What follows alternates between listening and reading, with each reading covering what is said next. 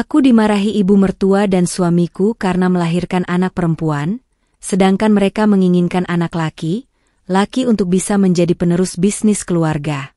Aku memilih bercerai dan hidup berdua dengan anakku, hingga sukses menjadi pemilik hotel mewah. Mereka syok saat melihat kecantikan dan kepintaran putriku.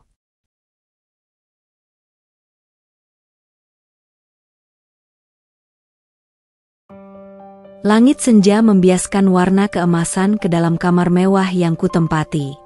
Jendela raksasa dari lantai hingga langit-langit membingkai pemandangan kota yang mulai menyalakan kerlip lampunya, namun mataku tak sedikit pun tertarik pada kemegahan itu.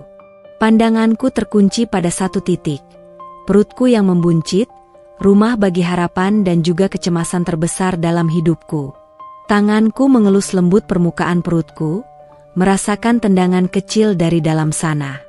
Sebuah senyum tulus terukir di bibirku. Sabar ya, nak, bisikku pelan, seolah hanya kami berdua yang ada di dunia ini. Di dalam istana megah keluarga Kencana ini, janin yang kukandung adalah satu-satunya milikku yang seutuhnya. Pintu kamar terbuka pelan, dan sesosok pria tegap dengan setelan kerja yang masih melekat rapi masuk. Dia adalah Bima, suamiku. Pria yang kunikahi 2 tahun lalu dengan cinta yang kupikir bisa menaklukkan segalanya. Alina, sedang apa, sayang? Sapanya lembut, mendekatiku dan mengecup keningku.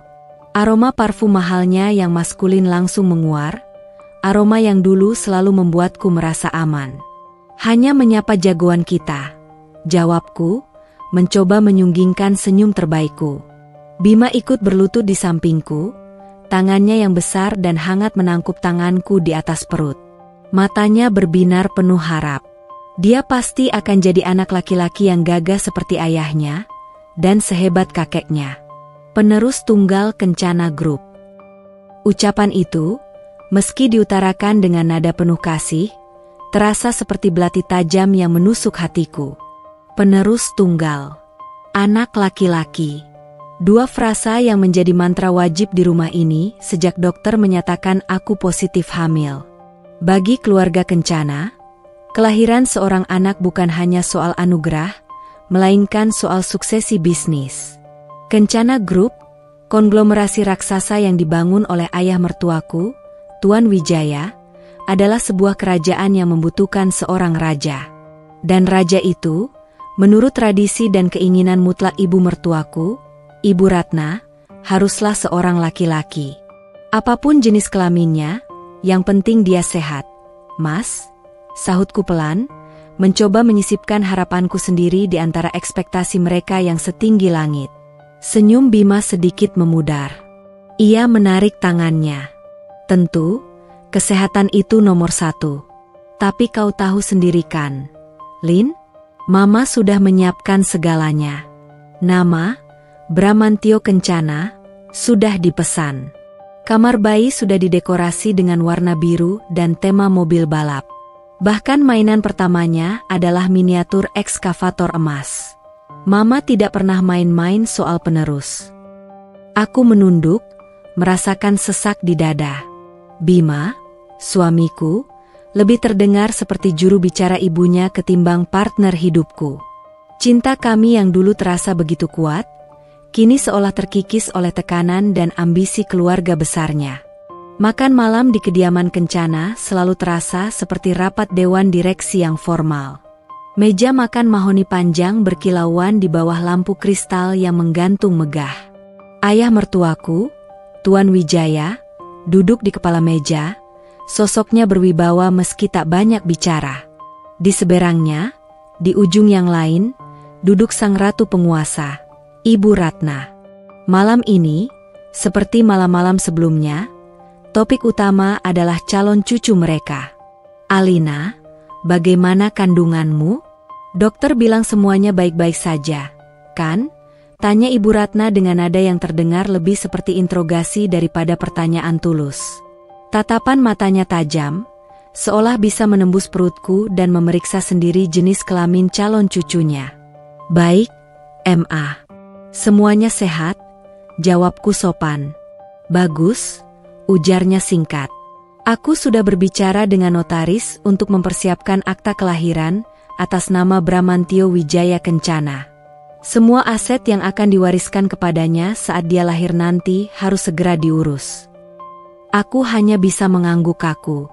Di sampingku, Bima tersenyum bangga, seolah ini adalah sebuah prestasi besar. Dia tidak melihat raut wajahku yang pias, atau merasakan getaran di tanganku yang sedang memegang sendok. Kalian harus ingat, lanjut Ibu Ratna, kini menatapku dan Bima bergantian dengan tatapan penuh perintah. Tugasmu, Alina, adalah melahirkan penerus itu dengan selamat dan sehat. Dan tugasmu, Bima, adalah mendidiknya untuk menjadi pemimpin sejak dini. Kencana Group tidak boleh jatuh ke tangan orang yang salah, apalagi jika harus dipimpin oleh seorang perempuan. Kalimat terakhir itu diucapkan dengan penekanan sinis yang jelas ditujukan padaku. Aku tahu, latar belakangku yang berasal dari keluarga sederhana selalu menjadi duri dalam daging bagi Ibu Ratna. Ia menganggapku tidak sepadan, dan satu-satunya caraku untuk membayar statusku sebagai menantu keluarga Kencana adalah dengan melahirkan seorang putra mahkota. Malam itu, setelah makan malam yang menyesakan, aku berdiri di balkon kamar, menatap bulan yang bersinar pucat. Angin malam yang dingin terasa menusuk kulit, tapi tidak sedingin suasana di rumah ini. Aku kembali mengelus perutku.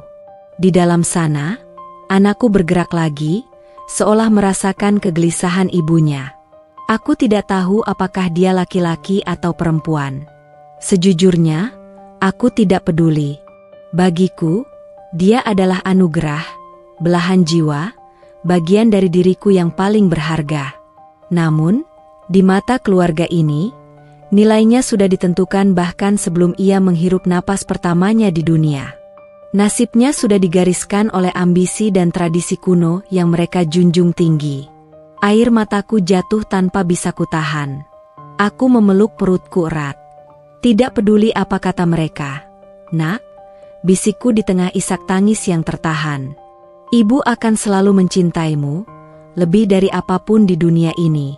Laki-laki ataupun perempuan, kau adalah duniaku. Aku menarik napas dalam-dalam, mencoba menguatkan hati. Aku tidak tahu badai apa yang menanti di depan sana, saat hari kelahiran itu tiba. Tapi satu hal yang pasti, aku tidak akan membiarkan siapapun, bahkan suamiku atau ibu mertuaku, merendahkan nilai anakku hanya karena takdir memilihnya terlahir sebagai seorang perempuan. Pertarungan ini, mungkin akan kujalani seorang diri. Malam itu, seminggu sebelum hari perkiraan lahir, rasa sakit yang melilit perutku datang tanpa peringatan. Gelombang kontraksi yang awalnya terasa samar, perlahan menjadi semakin kuat dan teratur. Napasku tersengal, dan keringat dingin mulai membasahi pelipisku. Mas Bima, panggilku dengan suara bergetar, mencengkeram lengan suamiku yang sedang tertidur lelap di sampingku. Bima terlonjak kaget. Melihat wajahku yang pucat dan menahan sakit, kepanikan langsung menjalari wajahnya. Namun, di tengah kepanikan itu, aku bisa melihat binar yang berbeda di matanya. Binar antisipasi. Sudah waktunya? Bramantio akan lahir? Tanyanya, lebih terdengar seperti sebuah seruan penuh semangat daripada pertanyaan cemas. Hanya nama itu yang ada di kepalanya. Bukan kondisi istrinya, bukan proses persalinan yang akan kuhadapi, melainkan kedatangan sang putra mahkota yang telah ia dambakan. Aku hanya bisa mengangguk lemah, membiarkannya membantuku bangun dan bergegas menuju rumah sakit. Perjalanan ke rumah sakit terasa kabur. Yang kuingat hanyalah tatapan Bima yang terus-menerus melirik jam tangannya dan ponselnya yang tak henti berdering, panggilan dari Ibu Ratna yang tak sabar menanti. Mereka sudah menyiapkan satu lantai VVIP di rumah sakit paling mewah di kota. Bukan untuk kenyamananku, melainkan untuk menyambut kedatangan pewaris Kencana Group dengan segala kemegahan. Proses persalinan adalah sebuah perjuangan antara hidup dan mati. Selama berjam-jam, aku berjuang sekuat tenaga, mengerahkan setiap sisa energi yang kumiliki. Di tengah rasa sakit yang tak terperi, yang memberiku kekuatan adalah bayangan wajah mungil anakku, detak jantungnya yang kudengar setiap kali kontrol, dan tendangannya yang selalu menenangkanku. Dan akhirnya, setelah perjuangan panjang, sebuah tangisan nyaring memecah keheningan di ruang bersalin. Tangisan pertama yang merdu, suara terindah yang pernah kudengar. Tenagaku terkuras habis, namun hatiku dipenuhi kelegaan dan kebahagiaan yang meluap-luap. "Selamat, Bu Alina," ujar dokter sambil tersenyum hangat, meletakkan bayi mungil yang masih merah itu di dadaku. Anaknya perempuan. Cantik dan sehat sekali. Perempuan. Satu kata itu bergema di telingaku. Aku menunduk, menatap makhluk kecil tak berdaya di dekapanku. Matanya masih terpejam rapat, bibirnya mungil, dan jemarinya yang kecil menggenggam jariku erat. Seketika, aku tidak peduli lagi pada ekspektasi keluarga kencana, pada nama Bramantio, atau pada tahta bisnis yang mereka perebutkan. Yang ada di hadapanku adalah putriku, darah dagingku, cahaya hidupku, Kirana. Bisikku lirih, memberinya nama yang sudah kusimpan diam-diam di dalam hati. Kirana, yang berarti seberkas cahaya. Cahayaku di tengah kegelapan. Air mata haru mengalir di pipiku. Pintu ruang perawatan terbuka. Bima masuk lebih dulu dengan senyum lebar di wajahnya, diikuti oleh Ibu Ratna yang memasang ekspresi angkuh penuh kemenangan. "Bagaimana? Jagoan kita sudah lahir?" tanya Bima tanpa sabar. Seorang perawat yang sedang membantuku tersenyum ramah. "Selamat, Pak, Bu. Bayinya sudah lahir dengan selamat. Jenis kelaminnya perempuan." Seketika, senyum di wajah Bima membeku. Ia menatap perawat itu, lalu menatapku, seolah mencari konfirmasi bahwa telinganya salah dengar. Ekspresi Ibu Ratna berubah drastis. Wajahnya yang semula berbinar penuh antisipasi kini menjadi dingin dan datar. Ia berjalan mendekati ranjangku, namun tatapannya bukan tertuju pada cucunya yang baru lahir. Ia menatapku dengan sorot mata tajam yang menghakimi. "Perempuan?" desisnya. Nada suaranya rendah, namun penuh dengan kekecewaan yang tak terselubung. Kata itu terdengar seperti sebuah kutukan. "Di mana Bramantio? Di mana penerus Kencana Group?" Lanjutnya, kali ini suaranya meninggi, mengabaikan fakta bahwa aku baru saja mempertaruhkan nyawaku. Aku memeluk Kirana semakin erat, seolah ingin melindunginya dari tatapan dan kata-kata berbisa itu. "Namanya Kirana, M.A., sahutku dengan suara bergetar, mencoba tegar. "Aku tidak peduli siapa namanya," bentak Ibu Ratna. "Aku sudah menyiapkan segalanya untuk seorang cucu laki-laki.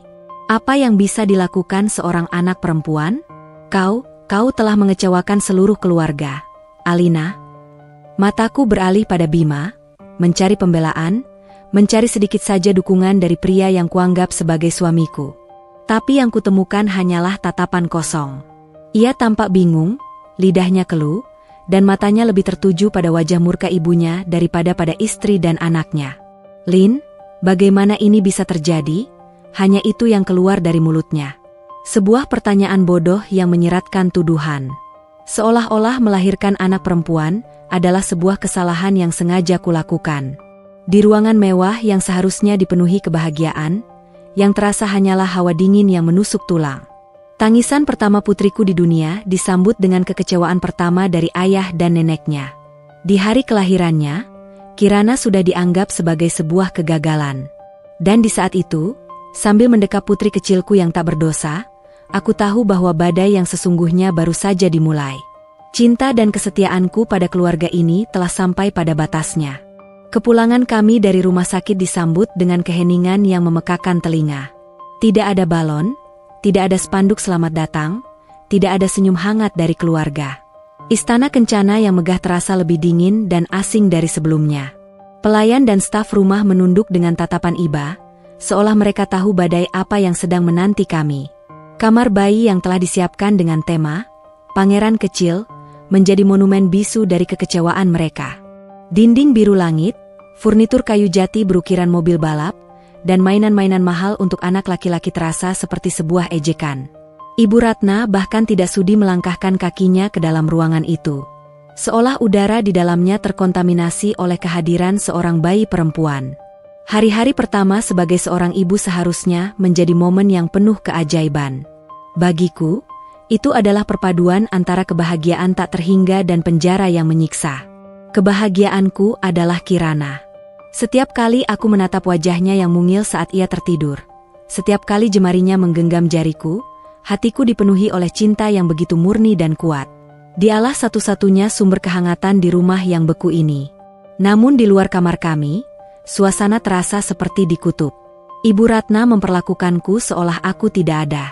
Ia akan melewatiku di koridor tanpa sepatah kata pun. Saat Kirana menangis di malam hari, yang kudengar keesokan paginya bukanlah pertanyaan tentang kondisi cucunya, melainkan keluhan. Tangisan itu membuat kepalaku pusing. Anak perempuan memang merepotkan, ujarnya ketus saat sarapan, tanpa menatapku sama sekali. Ayah mertuaku, Tuan Wijaya, memilih untuk menjadi penonton bisu. Ia tidak pernah mengucapkan kata-kata kejam, namun kebungkamannya adalah bentuk persetujuan atas sikap istrinya. Ia tidak pernah sekalipun bertanya tentang Kirana atau mencoba untuk menggendongnya. Bagi mereka, Kirana seolah tak kasat mata. Yang paling menyakitkan adalah perubahan sikap Bima. Suamiku, pria yang dulu memujaku, kini menjadi orang asing. Ia menjaga jarak, seolah sentuhanku akan menularinya dengan kegagalan. Ia menghabiskan lebih banyak waktu di kantor, pulang larut malam, dan langsung masuk ruang kerja atau kamar tamu dengan alasan tidak ingin mengganggu tidur Kirana. Alasan yang kutahu hanyalah sebuah kebohongan. Suatu malam, aku mencoba untuk berbicara dengannya. Aku menunggunya di ruang keluarga dengan harapan kami bisa memperbaiki retak yang semakin membesar di antara kami. "Mas," panggilku lembut ketika ia lewat, "bisakah kita bicara sebentar?" Ia berhenti, tapi tidak menatapku. "Aku lelah, Lin. Banyak pekerjaan. Ini tentang kita." "Tentang Kirana?" desakku, air mata mulai menggenang. "Dia putrimu juga. Tidakkah kamu ingin melihatnya? Menggendongnya?" Bima akhirnya menoleh, dan tatapan matanya membuat hatiku hancur berkeping-keping. Ada frustrasi, amarah, dan tuduhan. "Urus saja anakmu itu," katanya dengan nada tajam. "Kau tahu betapa pentingnya penerus laki-laki bagi mama dan keluarga ini. Sejak dia lahir, suasana di rumah jadi kacau. Mama terus menyalahkanku. Pekerjaanku di kantor pun jadi tidak fokus." "Jadi ini salahku? Salah Kirana?" tanyaku tak percaya. "Aku tidak bilang begitu," bantahnya cepat, meski semua yang ia katakan mengarah ke sana. "Sudahlah, aku tidak mau berdebat." Ia berbalik dan meninggalkanku sendirian di ruang keluarga yang luas dan kosong. Kata-katanya, terutama, "urus saja anakmu itu," terus terngiang di telingaku. Ia telah menarik garis pemisah. Kirana bukan lagi anak kita, melainkan hanya anakku. Sejak malam itu, aku berhenti berharap. Harapanku pada Bima telah mati. Cintaku padanya terkikis habis oleh kekecewaan. Aku sadar, aku dan putriku sendirian dalam pertarungan ini. Rumah megah ini bukanlah tempat kami. Ini adalah sangkar emas yang indah dari luar, namun di dalamnya hanya ada duri dan racun. Aku sering berdiri di depan cermin, menggendong Kirana yang tertidur pulas di bahuku. Aku menatap pantulan diriku, seorang wanita dengan mata yang lelah dan sembab, namun di dalam tatapannya ada seberkas api yang mulai menyala. Api perlawanan. "Mereka tidak menginginkanmu, sayang," bisikku pada pantulan bayiku di cermin. "Tapi ibu menginginkanmu lebih dari apapun. Ibu tidak akan membiarkanmu tumbuh di tempat di mana kau dianggap sebagai sebuah kesalahan." Keputusanku sudah bulat. Aku tidak akan membiarkan putriku menghirup udara beracun di rumah ini lebih lama lagi. Aku tidak akan membiarkannya tumbuh dengan melihat ibunya direndahkan dan dirinya diabaikan. Istana Kencana mungkin adalah dunia mereka, tapi aku akan membangun duniaku sendiri. Dunia di mana aku dan Kirana bisa bahagia. Dunia di mana nilai seorang anak tidak diukur dari jenis kelaminnya. Aku akan pergi dari sini. Dan aku bersumpah, suatu hari nanti, mereka akan menyesali hari di mana mereka telah membuang kami. Keputusanku tidak lahir dari amarah sesaat, melainkan dari perenungan panjang di malam-malam yang sunyi, ditemani isak tangis Kirana dan detak jantungku sendiri. Aku tidak akan pergi seperti pencuri di tengah malam. Aku akan pergi dengan kepala tegak, sebagai seorang ibu yang memperjuangkan martabat anaknya. Pagi itu, aku melakukan semuanya seperti biasa. Aku memandikan Kirana, menyusuinya, dan menidurkannya kembali di pelukannya yang hangat. Namun, ada satu hal yang berbeda. Di sudut kamar, sebuah tas travel tua, satu-satunya tas yang kubawa dari rumah orang tuaku saat menikah dulu, sudah terisi penuh. Isinya bukan gaun-gaun mahal atau perhiasan berkilauan pemberian keluarga kencana. Aku hanya membawa beberapa helai pakaianku, semua perlengkapan Kirana, dan sisa tabungan pribadi dari hasil kerjaku sebelum menikah. Aku tidak akan menyentuh sepeser pun uang mereka. Dengan Kirana tertidur nyenyak dalam gendonganku, aku menarik napas dalam-dalam dan berjalan keluar kamar. Aku menuruni tangga marmer yang megah itu untuk terakhir kalinya. Di ruang makan, pemandangan yang sama tersaji seperti pagi-pagi sebelumnya. Tuan Wijaya membaca koran bisnis, Ibu Ratna menikmati tehnya dengan angkuh, dan Bima menatap kosong pada sarapannya. Kehadiranku dengan tas di sampingku langsung mengalihkan perhatian mereka. "Mau kemana kau pagi-pagi begini membawa tas?" tanya Ibu Ratna, nadanya sinis seperti biasa. "Mengunjungi orang tuamu di kampung? Jangan lama-lama, rumah ini butuh dibersihkan." Aku meletakkan tasku di lantai dan menatap mereka satu persatu. Untuk pertama kalinya, aku tidak menunduk. Tatapanku lurus dan mantap. "Saya mau pergi," kataku dengan suara yang tenang dan jelas, mengejutkan diriku sendiri dengan betapa kuatnya suaraku terdengar. Tuan Wijaya menurunkan korannya. Bima mengangkat kepalanya, menatapku dengan bingung. Ibu Ratna tertawa kecil, tawa yang meremehkan. "Pergi? Jangan konyol, Alina. Mau pergi kemana perempuan manja sepertimu yang tidak punya apa-apa? Kau tidak akan bertahan satu hari pun di luar sana tanpa fasilitas dari kami." "Saya mungkin tidak punya apa-apa menurut standar Anda, Ma," jawabku, penekanan pada kata Anda. "Tapi saya punya sesuatu yang jauh lebih berharga. Saya punya harga diri. Dan saya punya putri saya." Aku menatap Bima, yang kini berdiri dengan wajah pias. "Mas, aku sudah berusaha. Aku berharap kamu bisa menjadi suami dan ayah. Tapi ternyata, kamu lebih memilih menjadi anak dari ibumu." "Alina, apa maksudmu? Jangan membuat keributan," kata Bima. Suaranya terdengar panik saat melirik ke arah ibunya. "Aku tidak membuat keributan. Aku mengakhiri penderitaan," sahutku. Aku maju selangkah, mengeluarkan sebuah amplop coklat dari dalam tasku dan meletakkannya dengan tegas di atas meja makan, tepat di depan piring Bima. "Surat gugatan cerai," jelasku. "Pengacaraku akan menghubungimu. Aku tidak menuntut harta Gonogini sepeser pun. Aku hanya meminta hak asuh penuh atas Kirana. Kurasa kalian tidak akan keberatan, karena kalian memang tidak pernah menginginkannya." Ruangan itu senyap seketika. Wajah Ibu Ratna yang semula angkuh kini memerah karena amarah yang tak tertahan. Ia bangkit dari kursinya, menunjuk wajahku dengan jari gemetar. "Beraninya kau? Setelah semua yang kami berikan, ini balasanmu? Kau pikir kau siapa? Hah? Perempuan tidak tahu diuntung," makinya. Aku tersenyum tipis, senyum pertama yang tulus setelah sekian lama. "Saya adalah ibu dari Kirana. Dan itu adalah status tertinggi yang saya butuhkan." Tanpa menunggu jawaban mereka lagi, aku berbalik. Aku menggendong putriku lebih erat, mengambil tasku, dan berjalan menuju pintu utama yang besar itu. Aku bisa mendengar teriakan marah Ibu Ratna dan panggilan Bima yang terdengar ragu di belakangku, namun aku tidak menoleh sedikit pun. Saat tanganku mendorong pintu kayu jati yang berat itu hingga terbuka, cahaya matahari pagi menerpa wajahku. Terasa hangat dan penuh harapan. Di belakangku adalah istana yang dingin, sangkar emasku. Di depanku adalah dunia yang luas dan tidak pasti, sebuah pertarungan yang harus kumenangkan. Pintu itu tertutup di belakangku dengan suara dentuman yang mantap. Suara itu adalah penanda. Babak lama dalam hidupku telah berakhir. Dan babak yang baru, babak di mana hanya ada aku dan Kirana, baru saja dimulai. Aku memesan taksi online, dan saat mobil itu melaju meninggalkan gerbang megah kediaman Kencana, aku meneteskan air mata.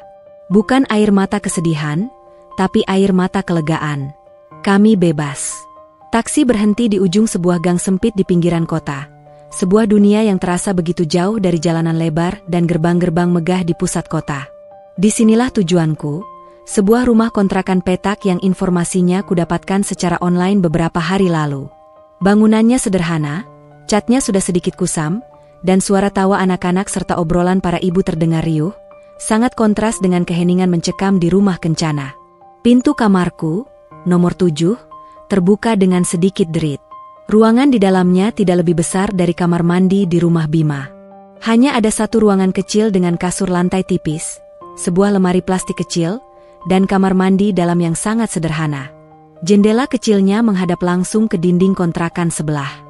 Tidak ada pendingin ruangan, hanya sebuah kipas angin kecil di sudut. Inilah istana baru kami. Untuk sesaat, aku berdiri mematung di ambang pintu, memeluk Kirana erat. Rasa takut dan gentar sempat merayapi hatiku. Mampukah aku? Mampukah kami bertahan di sini? Tapi kemudian Kirana bergerak dalam dekapanku. Seolah merasakan keraguanku. Aku menatap wajah mungilnya yang damai, dan seketika semua ketakutan itu sirna, digantikan oleh gelombang tekad yang membaja. Aku tidak punya waktu untuk meratapi nasib. Prioritas utamaku adalah Kirana. Aku segera membersihkan sudut ruangan, menggelar selimut paling tebal yang kubawa, dan meletakkan Kirana dengan hati-hati di atasnya. Kuciptakan sebuah singgasana sederhana untuk putri kecilku. Ini rumah baru kita, sayang, bisikku sambil tersenyum. Mungkin tidak besar, tapi di sini penuh dengan cinta. Hanya ada kita berdua. Malam pertama adalah yang terberat. Setelah Kirana tertidur, aku duduk dalam temaram lampu, menghitung sisa uang di dompetku. Jumlahnya cukup untuk membayar sewa beberapa bulan dan membeli kebutuhan pokok, tapi tidak lebih dari itu. Uang ini akan habis dalam sekejap jika aku tidak segera menemukan cara untuk menghasilkan pemasukan. Rasa sepi mulai menyergap. Aku terbiasa dengan kemewahan, dengan segala sesuatu yang tersedia hanya dengan satu panggilan telepon. Kini, aku harus mencuci baju Kirana dengan tangan di kamar mandi sempit, memasak air untuk susunya dengan panci kecil di atas kompor portabel, dan menahan gerah saat malam tiba. Namun, di tengah semua kesulitan itu, ada sebuah kebebasan yang belum pernah kurasakan. Tidak ada lagi tatapan menghakimi dari Ibu Ratna. Tidak ada lagi sikap dingin dari Bima. Tidak ada lagi tekanan untuk menjadi seseorang yang bukan diriku. Di sini, aku bisa menangis tanpa harus bersembunyi, dan aku bisa tertawa lepas bersama putriku tanpa merasa bersalah. Aku tahu aku harus segera bergerak. Dengan bayi kecil, pekerjaan kantoran adalah hal yang mustahil. Aku harus mencari sesuatu yang bisa kukerjakan dari bilik kecil ini. Aku memutar otak, memikirkan keahlian apa yang kumiliki. Selama menjadi menantu keluarga kencana, aku sering menghabiskan waktu di dapur, belajar dari koki profesional keluarga. Aku menemukan bahwa aku mencintai dunia masak. Aroma bumbu, proses mengubah bahan mentah menjadi hidangan lezat, adalah terapiku di rumah yang dingin itu. Sebuah ide mulai terbentuk. Keesokan paginya, setelah menitipkan Kirana sebentar pada ibu pemilik kontrakan yang baik hati, aku pergi ke pasar tradisional terdekat. Suasananya begitu hidup, berbeda total dari supermarket premium tempatku biasa berbelanja. Di sini, aku harus menawar, memilih sendiri sayuran segar, dan berinteraksi langsung dengan para pedagang. Awalnya canggung, tapi perlahan aku menikmatinya. Dengan sisa uang yang kumiliki, aku membeli bahan-bahan untuk membuat nasi kotak sederhana. Menunya adalah ayam bakar bumbu rujak, tumis buncis, dan sambal terasi. Resep andalan yang dulu sering dipuji oleh teman-temanku. Kembali ke kontrakan, aku mulai memasak dengan peralatan seadanya. Aroma harum dari bumbu yang kutumis mulai memenuhi ruangan sempit kami, mengalahkan bau pengap yang sebelumnya terasa. Sambil memasak, aku terus melirik Kirana yang tertidur pulas, seolah memberiku kekuatan. Sore itu, 20 kotak nasi pertama buatanku siap. Dengan jantung berdebar, aku menulis label sederhana dengan tulisan tangan, "Dapur Kirana, halal higienis." Aku menawarkannya dari pintu ke pintu kepada tetangga di sekitar kontrakan. Beberapa menolak halus, yang lain menatapku aneh. Namun, beberapa orang membeli karena kasihan atau sekadar ingin mencoba. Malam itu, 13 kotak berhasil terjual. Keuntungannya tidak seberapa, hanya cukup untuk membeli bahan makanan untuk esok hari dan beberapa popok untuk Kirana. Tapi saat aku memegang uang hasil jerih payahku sendiri untuk pertama kalinya, rasa lelahku seolah terangkat. Ini bukan uang pemberian.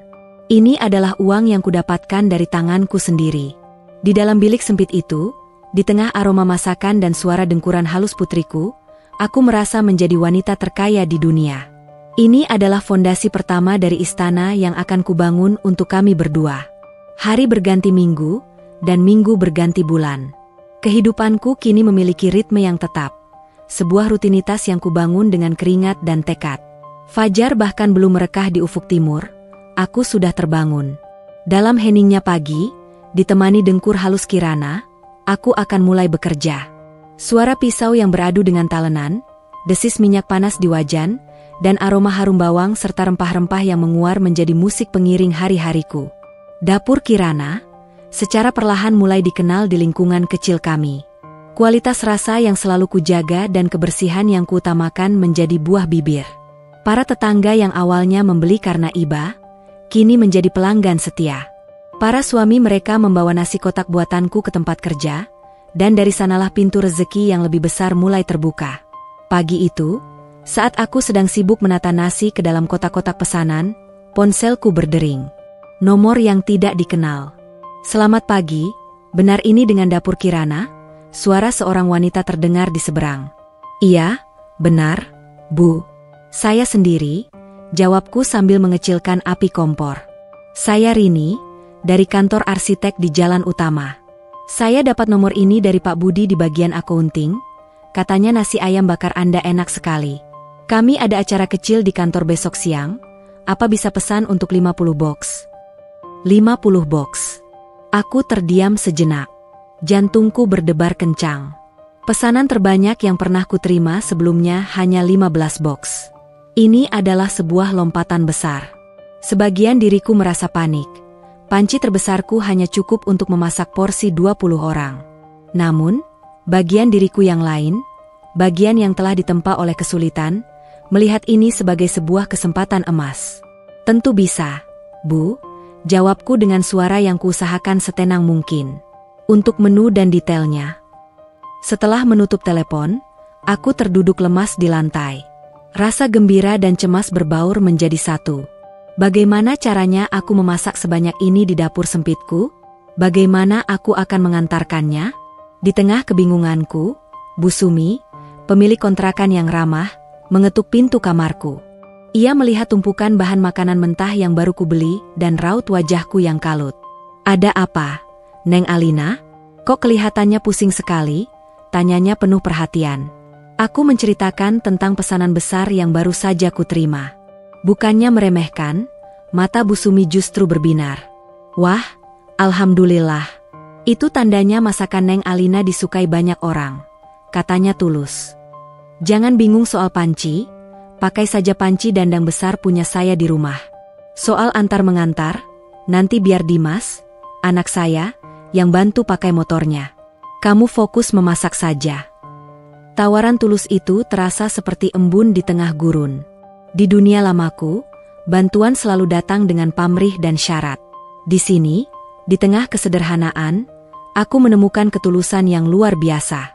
Air mataku menggenang karena terharu. Malam itu, aku bekerja lembur hingga larut, mempersiapkan semua bumbu dan bahan. Bu Sumi dan beberapa ibu tetangga lainnya datang silih berganti, menawarkan bantuan, mengupas bawang, memotong sayuran, sekadar menemaniku mengobrol agar tidak mengantuk. Di sudut ruangan, Kirana, yang kini sudah berusia 4 bulan, tertidur pulas di ayunan kain sederhana. Sesekali aku berhenti, menghampirinya, mengecup keningnya yang hangat. Wajah damainya adalah pengingat terkuat mengapa aku melakukan semua ini. Dia sudah bisa tersenyum dan tertawa kecil sekarang. Tawanya adalah bahan bakar terbaik yang membuatku tak kenal lelah. Keesokan harinya, dengan kerja keras dan bantuan tulus dari para tetangga, 50 box nasi ayam bakar bumbu rujak yang harum tersusun rapi, siap untuk diantar. Saat Dimas, anak Bu Sumi, berangkat membawa tumpukan kota itu di motornya, aku merasakan kelegaan dan kebanggaan yang luar biasa. Sore harinya, Bu Rini dari kantor arsitek itu menelepon kembali. Bukan untuk komplain, tapi untuk memuji. Semua orang di kantornya menyukai masakanku dan mereka akan menjadi pelanggan tetap untuk makan siang karyawan. Malam itu, Setelah membayar upah untuk Dimas dan membagi sedikit kue untuk para tetangga yang telah membantuku, aku duduk menghitung keuntungan. Jumlahnya jauh lebih besar dari yang pernah kubayangkan. Uang ini cukup untuk membeli sebuah kulkas kecil bekas dan mainan kerincingan baru untuk Kirana. Sambil menatap putriku yang kini sedang asyik bermain dengan mainan barunya, aku tersenyum. Dulu, aku hidup bergelimang harta namun hatiku kosong. Kini, aku hidup pas-pasan di sebuah bilik sempit. Namun hatiku penuh.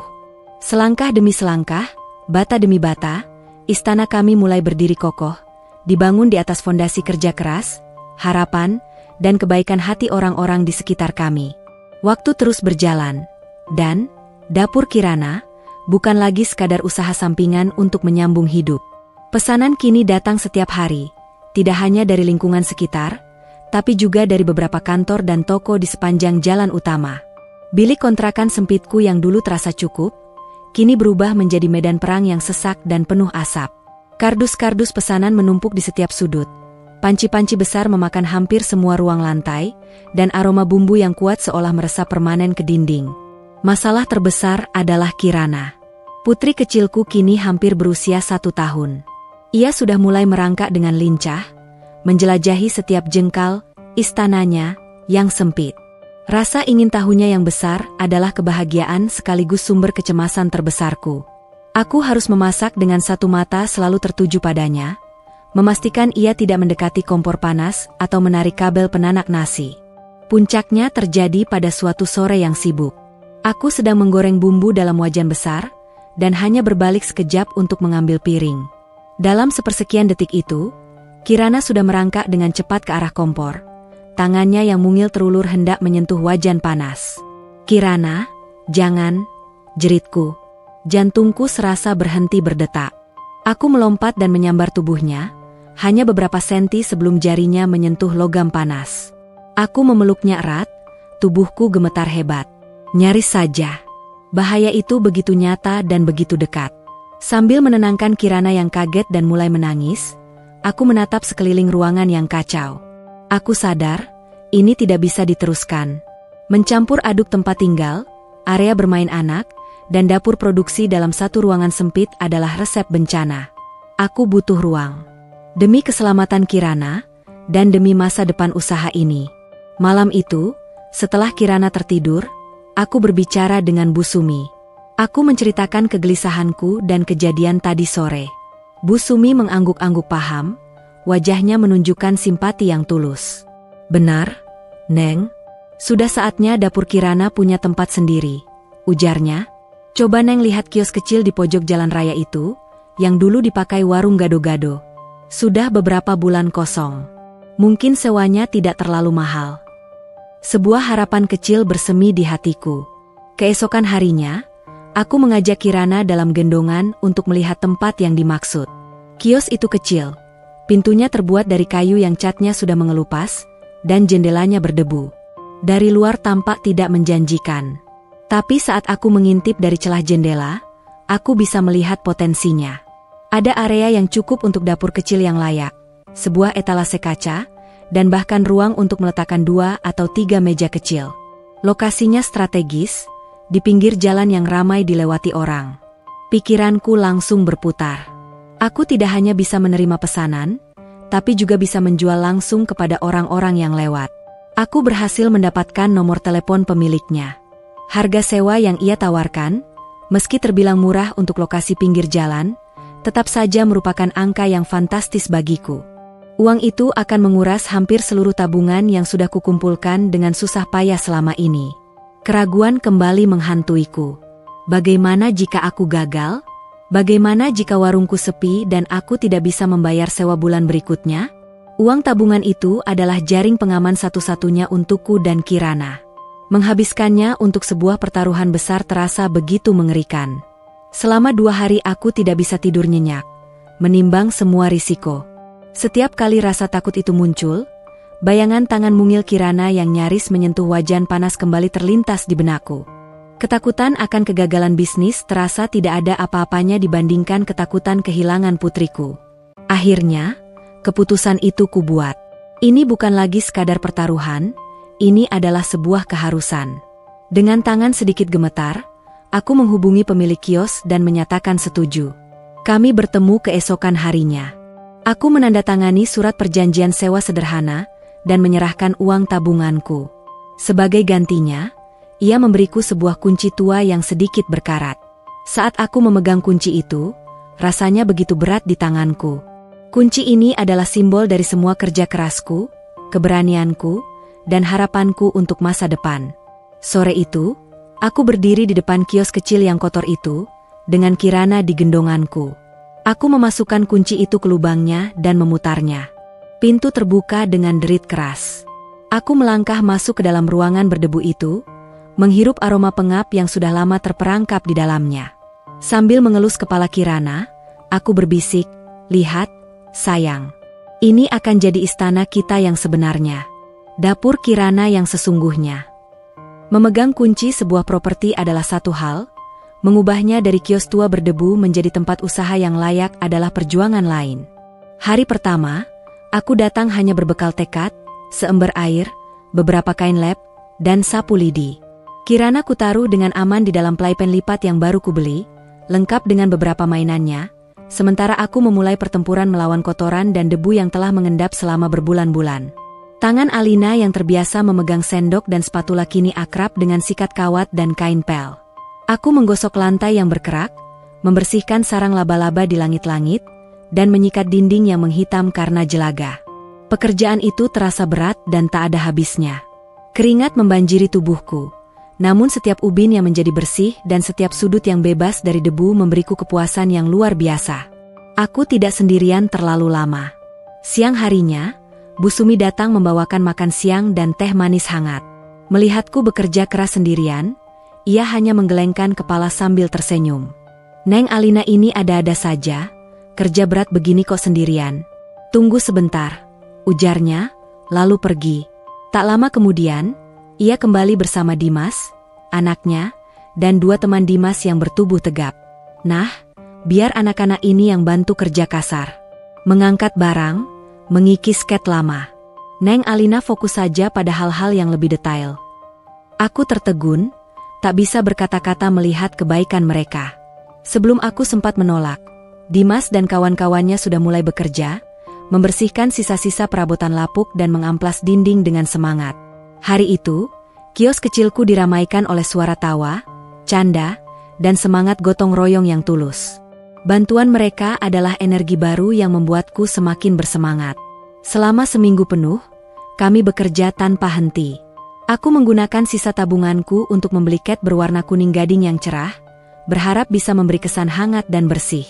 Sementara para pemuda membantu mengecat, aku berburu perabotan bekas di pasar loak. Aku berhasil mendapatkan etalase kaca yang masih kokoh, sebuah kompor 2 tungku yang lebih besar, dan 3 set meja dan kursi kayu mungil dengan harga miring. Setiap barang kubersihkan dan kupoles kembali hingga tampak layak. Di tengah kesibukan itu, sebuah momen ajaib terjadi. Saat aku sedang mengecat bagian bawah dinding, Kirana yang kuletakkan di lantai, tiba-tiba berusaha berdiri dengan berpegangan pada kaki meja. Ia goyah sejenak, lalu dengan tawa riang, ia melangkahkan kakinya 1-2 langkah sebelum jatuh ke pelukanku. Langkah pertamanya. Putri kecilku menjejakkan langkah pertamanya di lantai kios yang sedang kami bangun bersama. Air mataku menetes. Ini adalah pertanda baik. Akhirnya, tibalah hari terakhir persiapan. Seorang tetangga yang berprofesi sebagai tukang kayu membantuku memasang papan nama sederhana di atas pintu. Terbuat dari kayu biasa, dengan tulisan, "Warung Dapur Kirana", yang kulukis sendiri dengan teliti. Membaca nama itu, nama yang menyandingkan usaha dan putriku, hatiku membuncah oleh rasa bangga. Kios kecil itu telah bertransformasi. Dari ruangan kotor dan pengap, kini menjadi warung kecil yang bersih, cerah, dan wangi. Wangi cat baru bercampur dengan aroma bumbu yang mulai kusiapkan untuk hari pembukaan. Pagi hari pembukaan, aku bangun dengan perasaan campur aduk antara gugup dan antusias. Aku mengenakan blus terbaikku dan sebuah celemek bersih. Kirana ku gendong di belakang punggungku dengan kain jarik, sebuah cara agar ia tetap dekat dan aman sementara aku bekerja. Tepat pukul 7 pagi, aku membuka pintu geser warungku. Aroma nasi uduk, ayam goreng serundeng, dan semur jengkol yang sengaja kumasak sebagai menu spesial pembukaan, menguar ke jalanan, mengundang selera. Pelanggan pertamaku adalah Bu Sumi dan para tetangga yang selama ini membantuku. Mereka datang berbondong-bondong, bukan hanya untuk membeli, tapi untuk memberi dukungan. "Sukses ya, Neng," seru mereka sambil menikmati hidangan. Saat aku melayani pelanggan pertamaku, seorang bapak-bapak pengendara ojek online yang berhenti karena tertarik dengan aromanya, dan menerima lembaran uang pertama hasil penjualan di warung ini, aku tersenyum lebar. Sambil menepuk-nepuk punggung Kirana yang tertidur nyaman di gendonganku, aku tahu ini adalah awal dari segalanya. Di warung kecil di pinggir jalan ini, istana kami yang sesungguhnya telah resmi dibuka. 2 tahun berlalu dalam sekejap mata. Hari-hari yang dulu diisi dengan perjuangan untuk sekadar bertahan hidup, kini telah berganti dengan ritme kerja yang sibuk namun memuaskan. Warung dapur Kirana bukan lagi sekadar nama di papan kayu, melainkan telah menjadi sebuah institusi kecil di lingkungan itu. Sebuah tempat di mana para pekerja kantor, supir ojek, mahasiswa, hingga keluarga-keluarga singgah untuk mengisi perut dengan masakan rumahan yang lezat, bersih, dan terjangkau. Aku, Alina, bukan lagi sekadar seorang ibu yang berjuang. Aku telah menjadi Mbak Alina, pemilik warung yang ramah, yang hafal pesanan para pelanggan setianya tanpa perlu bertanya. Warung kecilku menjadi pusat kehangatan, tempat orang tidak hanya datang untuk makan, tapi juga untuk bertukar sapa dan cerita. Dan di tengah semua itu, ada matahari kecilku, Kirana. Putriku kini telah tumbuh menjadi gadis kecil berusia 3 tahun yang ceriwis dan penuh energi. Ia adalah maskot tidak resmi dapur Kirana. Dengan rambutnya yang dikuncir 2 dan gaun sederhananya, ia akan berlari ke sana kemari, menyapa para pelanggan yang ia anggap seperti paman dan neneknya sendiri. Tumbuh di lingkungan yang penuh dengan senyum dan kebaikan, Kirana menjadi anak yang percaya diri dan penuh kasih. "Om Anto, ini sambelnya," celotehnya sambil menyodorkan semangkuk kecil sambal ke meja seorang pelanggan tetap, yang disambut dengan tawa gemas. Melihatnya tumbuh sehat dan bahagia, adalah bayaran termahal dari semua kerja kerasku. Setiap malam, setelah menutup warung, kami akan pulang ke kontrakan kami, yang kini sudah lebih layak, dengan 2 kamar kecil, dan aku akan membacakan dongeng untuknya. Ia tidak pernah menanyakan tentang ayahnya, karena dunianya sudah penuh. Penuh dengan cinta dari ibunya, dan kasih sayang dari keluarga besar kami di warung. Salah satu pelanggan kami yang paling setia adalah Pak Surya, seorang pensiunan guru yang tinggal seorang diri tak jauh dari warung. Setiap siang, ia akan datang dan memesan menu yang sama, sayur asem, ikan asin, dan tempe goreng. "Apa kabar jagoan kecil Eyang hari ini?" sapanya pada Kirana, yang langsung berlari memeluk kakinya. "Baik, Eyang Uya," jawab Kirana riang. "Kirana tadi gambal bunga buat Eyang." Aku tersenyum melihat interaksi mereka. Pak Surya dan banyak pelanggan lainnya telah menjadi figur kakek, paman, dan bibi bagi putriku. Mereka telah membantuku membesarkan Kirana dalam sebuah desa komunal yang hangat, sesuatu yang tidak akan pernah ia dapatkan di dalam dinding-dinding dingin istana kencana. Suatu siang, saat jam makan siang yang sibuk mulai mereda, sebuah sedan hitam mewah berhenti di seberang jalan. Jantungku berdebar sesaat. Mobil itu, merek dan warnanya, sangat mirip dengan mobil yang biasa dipakai Bima. Seorang wanita dengan setelan kerja yang mahal dan kacamata hitam besar turun dari mobil, masuk ke sebuah butik di seberang. Pemandangan itu seperti sebuah gema dari masa lalu. Aku teringat pada diriku yang dulu, yang selalu duduk di kursi penumpang mobil seperti itu, memakai pakaian mahal, namun dengan hati yang kosong dan senyum yang palsu. Aku ingat rasa sepi saat menanti suamiku pulang, rasa tertekan di setiap acara keluarga, dan tatapan dingin ibu mertuaku. Lamunanku buyar saat sepasang tangan mungil memeluk kakiku. Ibu kenapa?" tanya Kirana, mendongak menatapku dengan matanya yang bening dan penuh kekhawatiran. Aku langsung berjongkok, menyejajarkan tubuhku dengannya. Aku tersenyum dan mengelus pipinya yang tembam. "Ibu tidak apa-apa, sayang. Ibu hanya sedang merasa sangat bahagia." Aku mengangkatnya ke dalam pelukanku. Kuedarkan pandanganku ke sekeliling warungku yang sederhana. Aku melihat Pak Surya yang tersenyum ke arah kami, aku mendengar sisa-sisa tawa dari meja di sudut, dan aku menghirup aroma masakanku sendiri yang memenuhi udara. Wanita di seberang jalan itu mungkin memiliki dunia di tangannya, sama sepertiku dulu. Tapi aku, di sini, di warung kecil ini, dengan celemek yang sedikit kotor dan putri kecil dalam pelukanku, aku memiliki seluruh alam semesta. Aku mengecup puncak kepala Kirana dalam-dalam. Istana megah itu telah kutukar dengan warung sederhana. Harta melimpah telah kutukar dengan cinta yang tulus. Dan aku tidak pernah sekalipun menyesalinya. Inilah kekayaan yang sesungguhnya. Inilah istana kami yang sesungguhnya, sebuah istana kecil yang selalu penuh dengan tawa. Langit Jakarta sore itu pecah. Hujan deras yang turun tiba-tiba mengguyur jalanan, menciptakan tirai air yang tebal dan memaksa para pejalan kaki serta pengendara motor untuk berebut mencari tempat berteduh. Di dalam warung dapur Kirana, suasana justru terasa semakin hangat dan hidup. Uap panas dari panci besar berisi sayur lodeh yang baru matang berbaur dengan aroma harum ayam goreng yang meletup-letup di wajan, menciptakan atmosfer nyaman yang kontras dengan cuaca di luar. Warungku penuh sesak. Para pelanggan yang terjebak hujan memilih untuk menambah pesanan kopi atau teh panas sambil mengobrol. Aku bergerak dengan lincah di antara dapur dan meja pelanggan, sebuah tarian yang sudah kulakoni ribuan kali. Tanganku dengan sigap menyajikan piring, menuang minuman, dan menerima pembayaran, sementara bibirku tak pernah lupa menebar senyum dan sapaan ramah. Tambah perkedelnya lagi ya, Mbak Alina. Hujan-hujan begini bikin lapar terus, ujar salah seorang pelanggan tetap, seorang satpam dari gedung perkantoran di seberang jalan. Siap, Pak. Langsung meluncur yang masih hangat, sahutku sambil tertawa. Di sudut warung, di sebuah meja kecil yang sengaja kukosongkan untuknya, Kirana duduk dengan tenang. Gadis kecilku kini sudah berusia hampir 4 tahun, dan dunianya adalah warung ini. Dengan buku gambar dan krayonnya, ia asyik menciptakan mahakarya-mahakaryanya. Sesekali mendongak dan tersenyum saat matanya bertemu dengan mataku. Kehadirannya yang ceria adalah jantung dari tempat ini, alasan mengapa aku tak pernah merasa lelah. Di tengah keramaian itu, pintu warung bergeser terbuka. Seorang pria bertubuh tinggi dengan kemeja biru yang sedikit basah di bagian bahu melangkah masuk. Ia tampak berbeda dari pelanggan-pelangganku pada umumnya.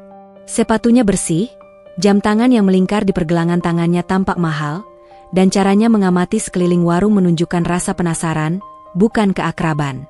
Ia tampak seperti seseorang yang tersesat, namun terpaksa masuk untuk berteduh. Semua meja penuh. Pria itu tampak sedikit ragu, mungkin hendak berbalik pergi. Silakan, Mas. Kalau tidak apa-apa, bisa duduk di sini dulu, sapaku ramah, menunjuk sebuah bangku kosong di dekat meja kasir. Nanti kalau ada meja kosong, bisa pindah. Pria itu tersenyum tipis, seulas senyum yang sopan. Tidak apa-apa, Mbak. Terima kasih.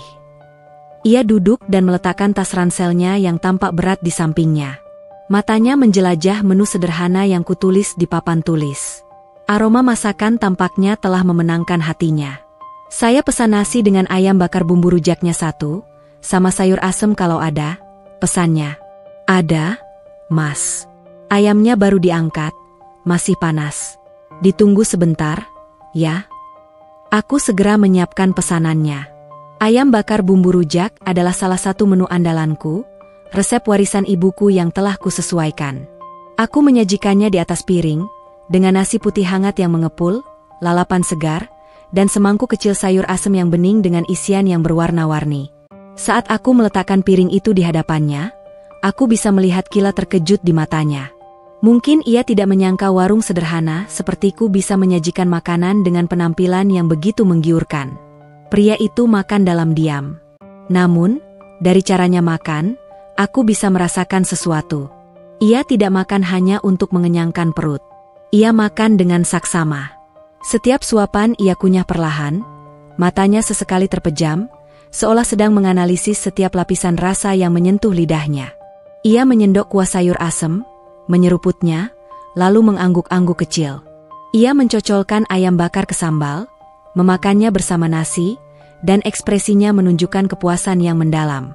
Setelah piringnya bersih tak bersisa, ia memesan segelas es teh manis, dan meminumnya perlahan sambil terus mengamatiku yang sedang sibuk melayani pelanggan lain. Ia melihat caraku tertawa bersama Pak Surya, caraku membujuk Kirana untuk memakan bekalnya, dan caraku mengucapkan terima kasih yang tulus pada setiap orang yang membayar. Hujan mulai reda. Saat pria itu berjalan ke kasir untuk membayar, aku menyambutnya dengan senyum seperti biasa. Semuanya jadi 25.000, Mas, kataku. Ia menyerahkan selembar uang 50 ribuan. Tidak usah kembali, Mbak. Anggap saja tips. Wah, tidak usah, Mas. Terlalu banyak, tolakku halus. Tidak apa-apa, desaknya. Mbak, masakan Anda ini luar biasa. Sejujurnya, ini ayam bakar ternak yang pernah saya makan seumur hidup saya. Pujian tulus itu membuat pipiku memanas. Ah, Mas ini bisa saja. Hanya masakan rumahan biasa. Pria itu tersenyum lebar, lalu mengulurkan tangannya. Kenalkan, saya David. Saya seorang food vlogger. Aku terkesiap, menatapnya tak percaya. Saya punya kanal YouTube bernama Kuliner Keliling. Lanjutnya, konsep saya adalah menemukan permata-permata tersembunyi seperti ini. Warung yang mungkin tidak terlihat mewah, tapi menyajikan makanan dengan rasa yang jujur dan jiwa yang besar. Dan warung Anda ini adalah sebuah harta karun. Aku masih terlalu kaget untuk merespons. Seorang food vlogger? Di warungku? Saya sangat ingin meliput warung dapur Kirana untuk episode saya berikutnya. Tentu saja jika Mbak Alina bersedia, katanya, matanya menatapku penuh harap. Lidahku keluh. Publisitas adalah hal yang tak pernah terlintas di benakku. Duniaku selama ini hanyalah seputar gang sempit ini dan para pelanggan setiaku. Saya tidak tahu harus bilang apa. Jawabku gugup. Mbak tidak perlu melakukan apa-apa. Cukup memasak seperti biasa, dan ceritakan sedikit tentang warung ini. Kenapa namanya Dapur Kirana, misalnya. Saya yakin cerita di balik makanan yang lezat ini pasti akan menyentuh hati banyak orang. Bujuk David dengan ramah. Aku menoleh ke arah Kirana, yang sedang menatap kami dengan mata bulatnya yang penasaran. Nama itu, nama putriku, inspirasiku, kekuatanku. Mungkin, ini adalah saatnya dunia tahu tentang istana kecil kami. Dengan tarikan napas panjang, aku mengangguk. Baik, Mas David. Saya bersedia. Senyum David merekah. Ia mengeluarkan ponselnya dan kami bertukar nomor. Ia berjanji akan kembali lagi lusa dengan tim kecilnya. Setelah ia pergi, meninggalkan jejak air hujan di lantai dan secercah harapan besar di udara, aku terduduk lemas di bangku. Jantungku berdebar tak karuan. Malam itu, setelah warung tutup dan Kirana tertidur pulas di kontrakan, aku berdiri sendirian di depan kiosku yang sunyi. Kutatap papan nama, Warung Dapur Kirana, yang mulai sedikit pudar. Selama ini, aku hanya berjuang untuk hari esok. Untuk sesuap nasi, untuk biaya sewa, untuk membeli baju baru bagi Kirana. Tapi tamu tak terduga di tengah hujan sore tadi, seolah membuka sebuah pintu ke masa depan yang tidak pernah berani kubayangkan. Sebuah masa depan di mana Dapur Kirana tidak hanya dikenal oleh orang-orang di gang ini. Perasaan takut dan gembira bergejolak di dalam dadaku. Aku tidak tahu apa yang akan terjadi, tapi satu hal yang pasti, sebuah babak baru akan segera dimulai. 2 hari setelah kunjungan David, terasa seperti ketenangan sebelum badai. Aku menjalani rutinitasku seperti biasa, meskipun ada debaran antisipasi yang terus-menerus terasa di dadaku. Lalu, pada Rabu malam, sebuah notifikasi pesan masuk ke ponselku. Dari David. Malam, Mbak Alina. Videonya sudah tayang. Semoga suka ya. Ini tautannya. Dengan tangan yang sedikit gemetar, aku membuka tautan itu setelah menidurkan Kirana. Judul video itu terpampang besar di layar, Harta Karun Tersembunyi. Ayam bakar bumbu rujak paling juara di warung sederhana yang bikin hati meleleh. Gambar thumbnailnya adalah foto close-up ayam bakarku yang begitu menggiurkan. Aku menekan tombol putar.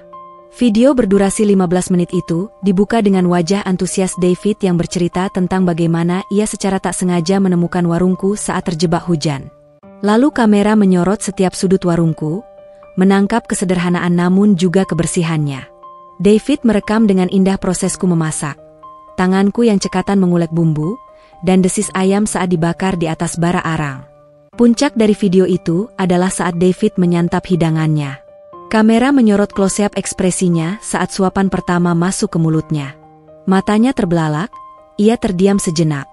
Lalu ia menatap kamera dengan ekspresi tak percaya. "Teman-teman, saya tidak bohong," katanya dengan suara yang nyaris berbisik. "Ini bukan sekadar enak. Ini adalah masakan yang dibuat dengan cinta." Bumbunya meresap sampai ke tulang, rasanya kompleks. Ada manis, asam, pedas, gurih, semuanya menari di lidah. Dan sayur asemnya segar sekali. Ini adalah jenis makanan yang membuatmu rindu masakan ibu di rumah. Jantungku berdegup kencang. Ia juga menyertakan cuplikan wawancara singkat kami, di mana aku dengan malu-malu menjelaskan bahwa nama, Dapur Kirana, kuambil dari nama putriku, satu-satunya hartaku. Kamera kemudian menyorot Kirana yang sedang tertawa, dan David menambahkan narasi suara, "Dan inilah dia Kirana, sang pemilik nama, sumber inspirasi di balik setiap hidangan lezat di sini." Air mataku menetes. Caranya merangkai cerita begitu indah dan tulus.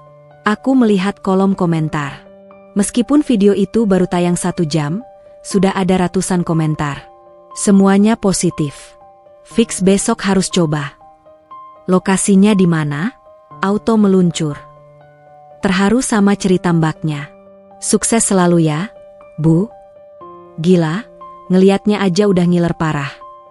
Aku menutup ponsel dengan perasaan campur aduk antara haru, bangga, dan sedikit cemas.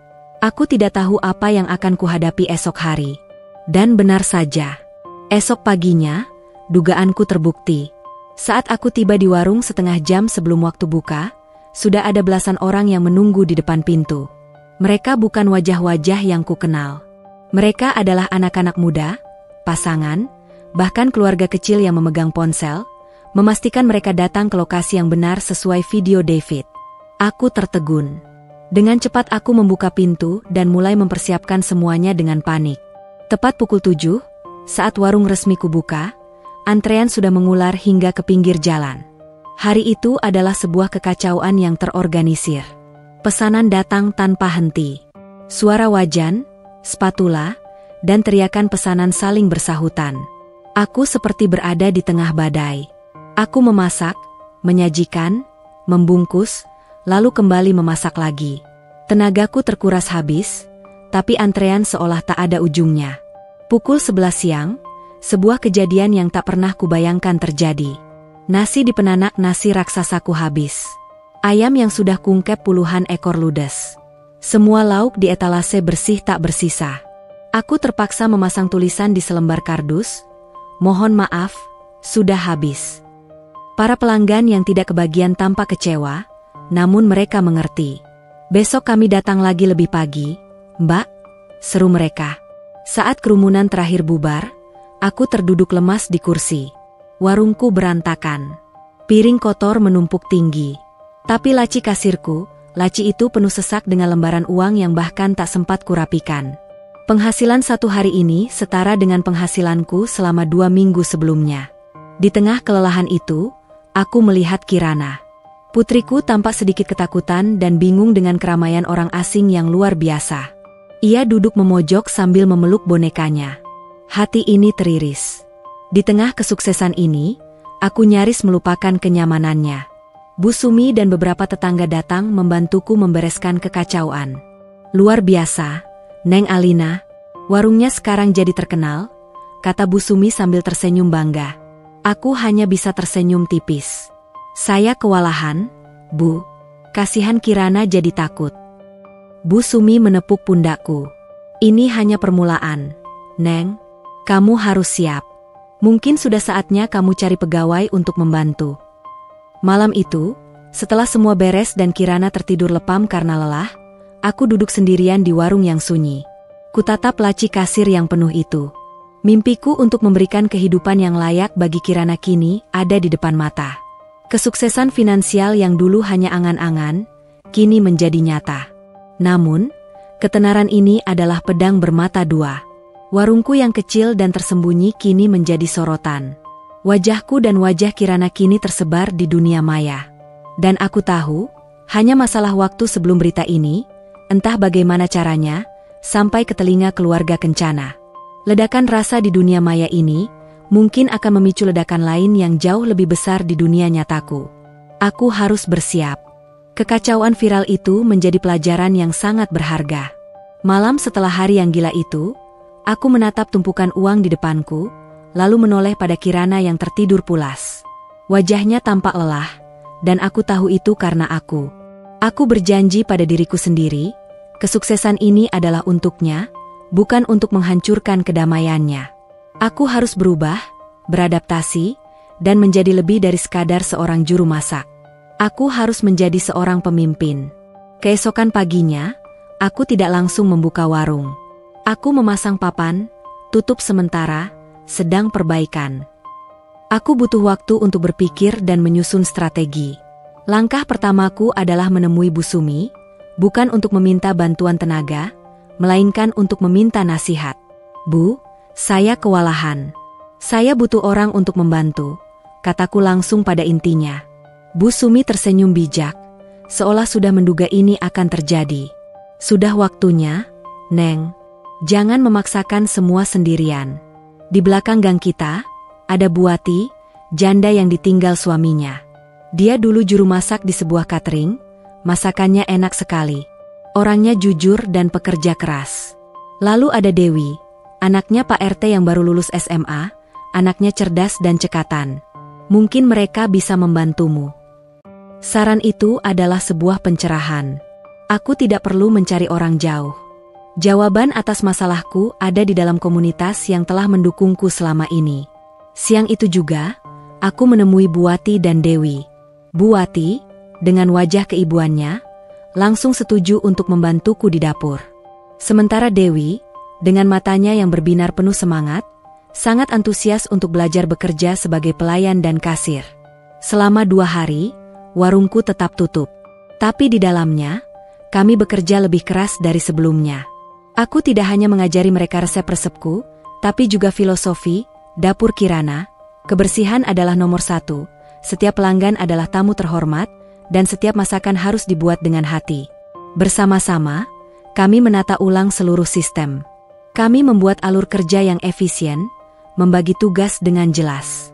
Buati bertanggung jawab atas persiapan bumbu dan masakan pendamping. Aku tetap memegang kendali atas menu-menu utama. Dewi bertugas di depan, mencatat pesanan, mengelola antrean, dan menangani pembayaran. Aku juga menggunakan sebagian keuntungan besarku untuk berinvestasi kembali. Aku membeli sebuah kulkas freezer yang lebih besar, meja kerja dari stainless steel agar lebih higienis, dan sebuah mesin kasir sederhana agar transaksi lebih cepat dan tercatat. Warung dapur Kirana tidak lagi terasa seperti usaha rumahan, tapi mulai terlihat seperti sebuah bisnis kuliner profesional. Dan yang terpenting, aku membuat satu area khusus di sudut belakang warung. Sebuah sudut Kirana yang lebih aman dan nyaman, lengkap dengan karpet kecil, meja gambar, dan mainan-mainannya, sedikit terpisah dari lalu lalang pelanggan.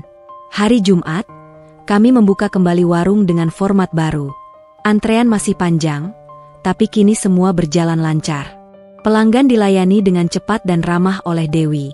Masakan keluar dari dapur dengan kualitas yang terjaga berkat bantuan Buati. Aku, sang pemilik, kini bisa lebih leluasa. Aku bisa mengawasi semuanya, sesekali membantu di dapur, dan yang terpenting, aku punya waktu untuk menyapa pelanggan dan memastikan mereka puas. Aku bahkan punya waktu untuk duduk sejenak di sudut Kirana, menemaninya menggambar. Di tengah kesibukan itu, aku melihat hasil dari keputusanku. Warungku kini adalah sebuah mesin yang berjalan mulus. Aku telah menciptakan lapangan kerja untuk 2 orang dari komunitasku. Dan putriku kembali mendapatkan senyumnya. Di belahan kota yang lain, di sebuah ruang tamu mewah berpendingin udara, Ibu Ratna sedang menjadi tuan rumah arisan untuk teman-teman sosialitanya. Tawa renyah dan denting cangkir porselen mahal mengisi ruangan. "Oh ya, Ratna," ujar salah seorang temannya, Ibu Laksmi, sambil mengeluarkan tablet mahalnya. "Kemarin anakku menunjukkan video yang sedang viral ini.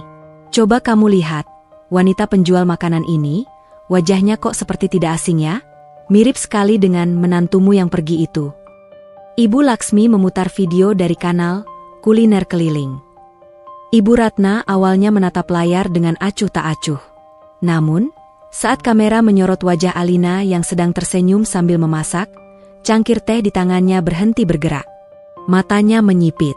Itu memang Alina. Lebih kurus, Kulitnya sedikit lebih gelap karena matahari, tapi sorot matanya berbeda. Ada binar kepercayaan diri yang tidak pernah ia lihat sebelumnya. Napasnya tertahan saat kamera kemudian menyorot seorang gadis kecil yang ceria. Kirana. Nama itu disebut oleh si vlogger. Cucu perempuannya. Cucu yang ia anggap sebagai aib dan pembawa kekecewaan. Kini ia melihatnya di layar, tumbuh menjadi anak yang cantik, sehat, dan tampak begitu bahagia. Tawa Kirana yang terekam di video itu terdengar seperti sebuah tamparan keras di wajahnya. Teman-temannya mulai berbisik-bisik, melirik ke arahnya dengan tatapan antara kasihan dan mengejek.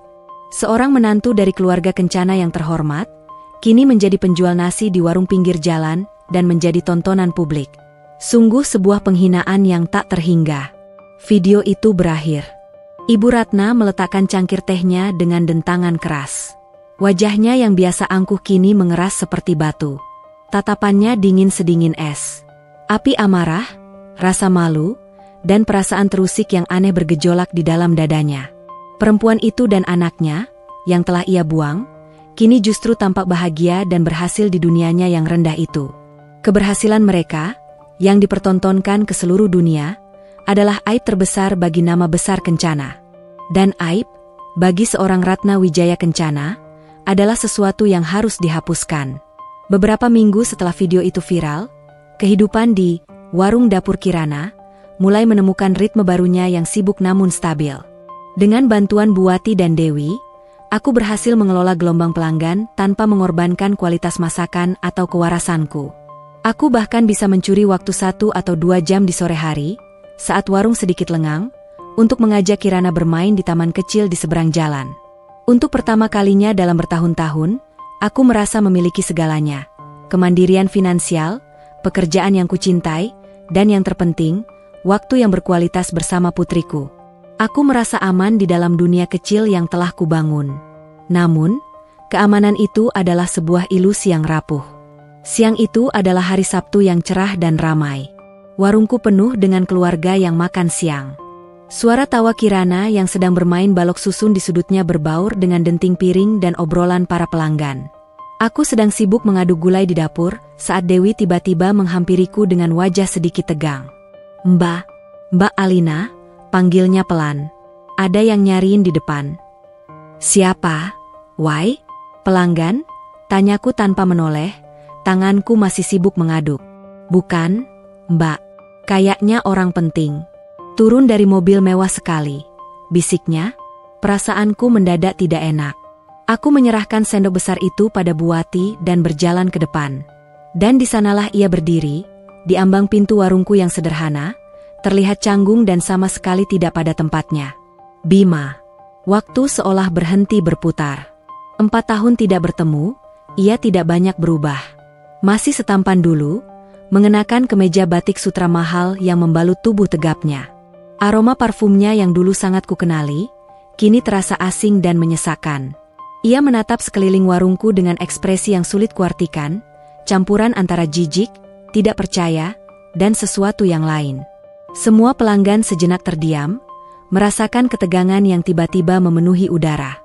Alina, sapanya, suaranya terdengar serak.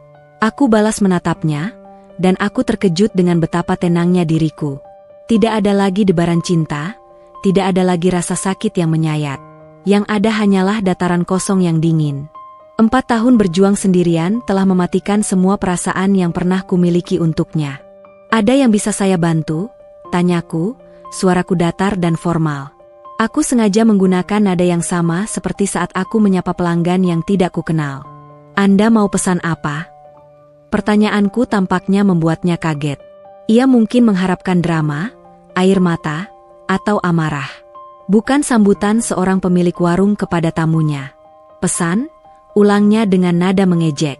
Aku datang jauh-jauh ke tempat kumuh ini bukan untuk makan. Apa-apaan ini semua? Alina? Video itu? Kau mempermalukan nama keluarga Kencana. Aku tersenyum tipis. Keluarga Kencana? Seingat saya, surat cerai kita sudah final sejak 3 tahun yang lalu. Saya sudah bukan bagian dari keluarga Anda. Dan nama saya Alina, bukan Alina Kencana. Rahang Bima mengeras. Ia kehilangan kata-kata. Matanya kemudian menangkap sosok mungil yang berlari dari sudut ruangan dan memeluk kakiku erat. "Ibu, Om itu siapa?" bisik Kirana, menatap Bima dengan tatapan takut. Dan untuk pertama kalinya, Bima menatap putrinya. Wajahnya pias. Ia melihat Kirana, darah dagingnya sendiri. Bukan lagi bayi merah yang ia abaikan, tapi seorang gadis kecil yang cantik dengan mata bening yang menatapnya sebagai orang asing. Aku bisa melihat guncangan hebat di matanya. Rasa bersalah, penyesalan, atau mungkin kaget melihat betapa sempurnanya makhluk kecil yang pernah ia sia-siakan. "Kirana," desisnya, namanya nyaris tak terdengar. Ia melangkah maju, tangannya terulur seolah ingin menyentuh. Seketika, insting pelindungku mengambil alih. Aku mengangkat Kirana ke dalam gendonganku dan mundur selangkah. Tatapanku yang tadi dingin kini berubah menjadi tajam seperti silet. "Jangan dekati anakku," geramku pelan, setiap kata penuh penekanan. "Kau tidak punya hak." Bima membeku, tangannya tergantung canggung di udara. Ia tampak kalah dan bingung. Pria yang dulu begitu berkuasa di hadapanku, kini terlihat begitu menyedihkan. Mama ada di mobil," katanya, akhirnya mengeluarkan alasan sebenarnya. Ia masih menjadi utusan ibunya. "Mama ingin bicara denganmu." Aku menoleh keluar. Di seberang jalan, sedan hitam mewah itu terparkir dengan angkuh. Kaca belakangnya yang gelap seolah menyembunyikan sepasang mata yang sedang mengawasiku. Dulu, panggilan seperti ini akan membuatku gemetar ketakutan. Tapi tidak lagi. Aku kembali menatap Bima. "Ini warung saya, wilayah saya," kataku dengan suara yang tenang namun tak terbantahkan. "Jika ibumu ingin bicara denganku, suruh dia turun dari singgasananya yang nyaman itu dan masuk ke sini. Kalau tidak, silakan pergi. Pelanggan saya sudah menunggu." Aku berbalik, mengabaikannya yang masih berdiri mematung. Aku berjalan menuju Kirana, menenangkannya dengan bisikan lembut, seolah Bima hanyalah udara kosong. Dari sudut mataku, aku melihat Bima akhirnya menyerah. Ia berbalik dan berjalan dengan langkah berat kembali ke mobil. Pintu mobil terbuka, ia masuk, dan mobil itu melesat pergi. Warungku kembali dipenuhi suara obrolan, namun kali ini terasa berbeda. Para pelanggan menatapku dengan sorot kagum.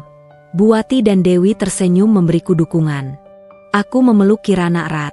Pertarungan babak pertama telah usai, dan aku memenangkannya. Tapi aku tahu, ini belum berakhir. Gema dari masa lalu telah kembali, dan kali ini mereka tidak akan pergi begitu saja.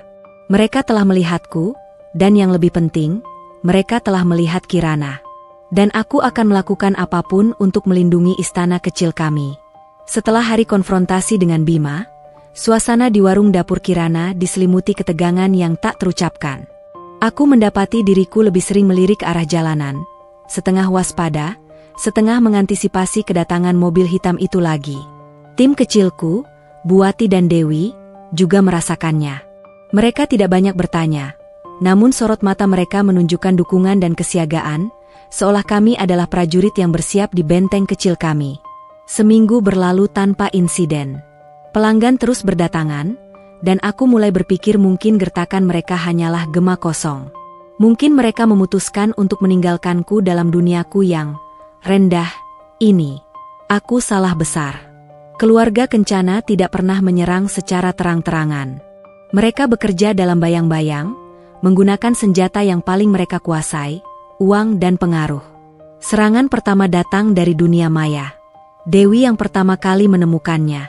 "Mbak Alina, coba lihat ini," katanya dengan wajah cemas, menyodorkan ponselnya.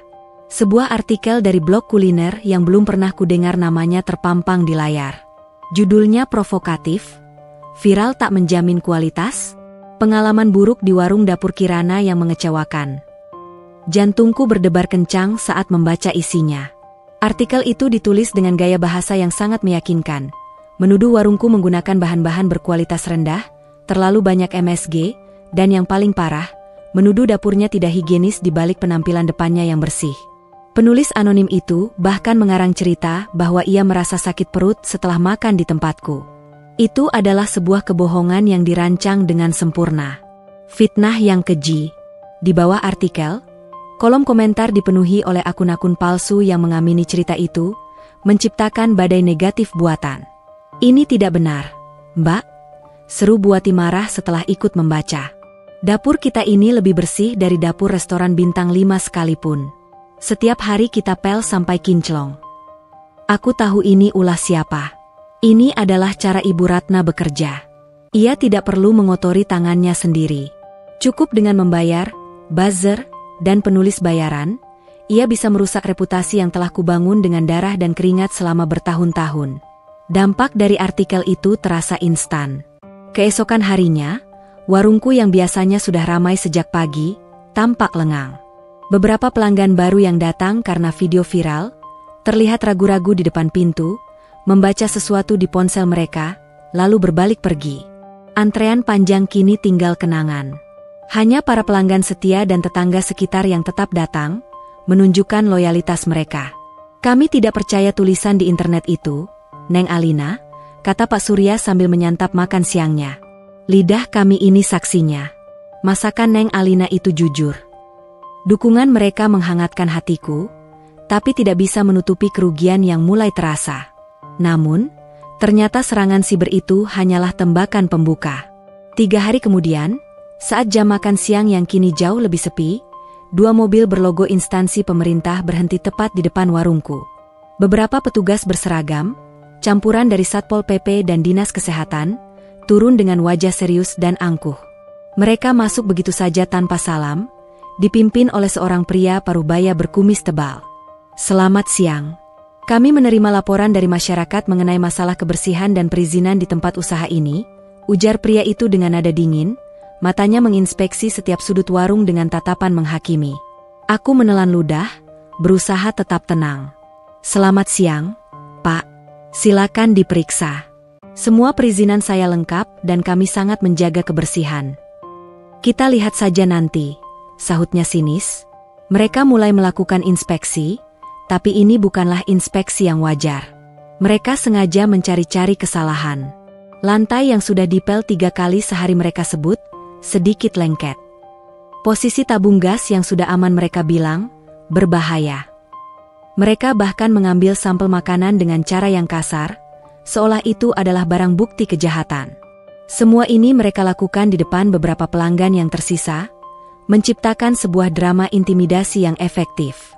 Setelah hampir 1 jam membuat warungku porak-poranda, sang pemimpin menghampiriku sambil memegang sebuah papan dengan beberapa lembar kertas. Setelah kami periksa, kami menemukan beberapa pelanggaran minor terkait sanitasi dan tata letak. Untuk itu kami berikan surat peringatan pertama. Jika dalam 1 minggu tidak ada perbaikan sesuai standar kami, maka tempat usaha ini akan kami segel sementara. Ia menyodorkan surat itu padaku. Tanganku gemetar saat menerimanya. Pelanggaran minor? Ini konyol.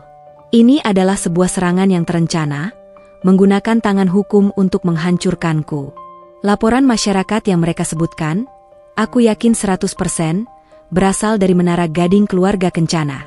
Setelah para petugas itu pergi, meninggalkan keheningan yang mencekam, aku berdiri mematung di tengah warungku. Dewi dan Buati menatapku dengan cemas.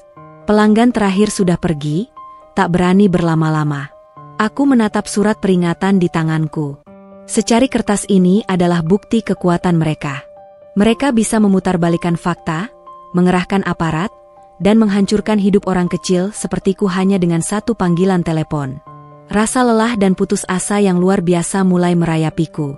Mereka tidak hanya menyerang bisnisku, mereka menyerang hidupku, mimpiku, dan masa depan Kirana. Namun, saat mataku tertumbuk pada papan nama, warung dapur Kirana, yang tergantung dengan bangga, keputusasaan itu perlahan berubah. Api kecil yang dulu menyala saat aku memutuskan pergi dari rumah Bima, kini kembali berkobar, lebih besar dan lebih panas. Mereka telah salah memilih lawan. Mereka mungkin punya kuasa, tapi aku punya sesuatu yang tidak akan pernah mereka miliki. Keberanian seorang ibu yang berjuang untuk anaknya. Mereka sudah menyatakan perang. Dan aku tidak akan menyerah tanpa perlawanan. Malam itu, warungku yang biasanya penuh aroma harapan kini terasa pekat oleh bau keputusasaan. Surat peringatan itu tergeletak di atas meja kasir. terasa seperti batu nisan bagi mimpiku. Aku menyuruh Buwati dan Dewi pulang lebih awal, tak tega membiarkan mereka melihatku dalam kerapuhan ini. Hanya aku dan Kirana yang tertidur pulas di sudut amannya. Aku duduk dalam gelap, ditemani cahaya remang dari lampu jalan. Untuk pertama kalinya sejak aku meninggalkan rumah Bima, aku merasa benar-benar kalah. Dulu, aku hanya melawan ekspektasi dan perlakuan dingin. Kini, aku melawan sebuah mesin raksasa yang tak terlihat. Sebuah kekuatan yang bisa memanipulasi hukum dan menghancurkan reputasiku dalam sekejap. Bagaimana mungkin seorang penjual nasi sepertiku bisa melawan dinasti Kencana? Rasa lelah yang amat sangat menjalari tulang-tulangku. Aku menatap putriku yang tidur dengan damai, tak menyadari badai yang sedang menerpa dunia kecil kami. Terbersit sebuah pikiran yang mengerikan di benakku, menyerah. Mungkin aku bisa menutup warung ini, pindah ke kota lain, dan memulai lagi dari awal di tempat di mana tak ada yang mengenaliku. Mungkin itu yang terbaik untuk Kirana, melindunginya dari perang yang tak seimbang ini. Air mataku jatuh tanpa suara. Menyerah berarti membiarkan mereka menang. Menyerah berarti menunjukkan pada Kirana bahwa saat orang kuat menindasmu, kau harus lari dan bersembunyi. Tidak, aku tidak mau mewariskan rasa takut itu padanya. Aku telah bersumpah akan membangun istana untuknya, dan seorang ratu tidak akan meninggalkan istananya hanya karena digertak. Di tengah kegalauanku, pintu warung diketuk pelan. Pak Surya berdiri di sana, membawa sebungkus nasi goreng dari warung sebelah dan 2 gelas teh hangat. "Eyang dengar ada masalah tadi siang," katanya lembut sambil meletakkan bungkusan itu di meja. "Jangan dilewati sendirian, Neng Alina. Perut harus tetap diisi, agar pikiran bisa jernih." Kebaikan sederhananya menghantam pertahananku. Aku terisak, menceritakan semua bebanku, tentang fitnah di internet, tentang intimidasi para petugas, dan tentang rasa putus asaku. Pak Surya mendengarkan dengan sabar.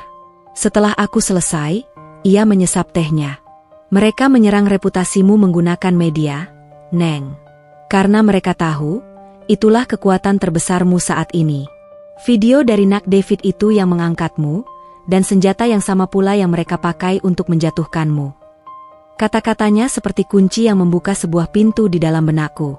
Senjata yang sama. Ibu Ratna menggunakan kebohongan yang disebar melalui internet. Lalu mengapa aku tidak bisa menggunakan kebenaran yang disebar melalui medium yang sama? Sebuah ide gila, sebuah percikan api di tengah kegelapan, mulai terbentuk. Aku punya satu sekutu yang mungkin bisa membantuku, seseorang yang memiliki panggung dan audiens. Seseorang yang marah karena melihat permata yang ia temukan kini coba dihancurkan. Aku mengucapkan terima kasih pada Pak Surya, yang nasihat bijaknya telah memberiku arah. Setelah ia pulang, dengan tangan gemetar namun tekad yang membara, aku mencari nomor David di ponselku. Aku menarik napas dalam-dalam dan mengetik sebuah pesan singkat, menjelaskan secara garis besar apa yang telah terjadi. Fitnah, inspeksi, dan surat peringatan. Aku tidak memintanya untuk menyerang balik. Aku hanya memintanya untuk membantuku menunjukkan kebenaran. Tak sampai 5 menit, ponselku berdering. Nama David tertera di layar.